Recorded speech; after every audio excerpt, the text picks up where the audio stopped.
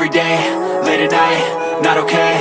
All I want, and I pray, all I need are some better days. Fuck me, I'm looking in the mirror, so foggy, but I've never seen clearer. I don't really think anyone can save me, and honestly I'm not really sure I want saving. I like to be my own worst enemy. There's no risk if you don't try at anything, so I'ma just keep buying everything. See you in the next life, have to be a better me. I don't think that my head's on straight, gotta flip it and grip it and go and get an x-ray.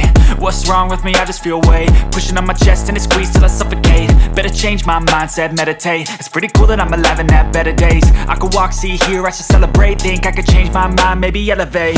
Living life, every day, late at night, not okay.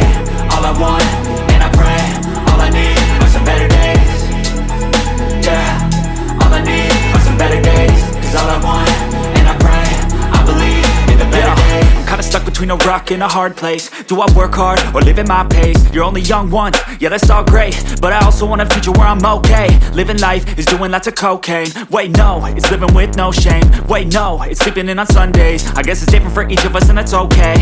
Well I just wanna be happy, how to get there? Glad that you asked me.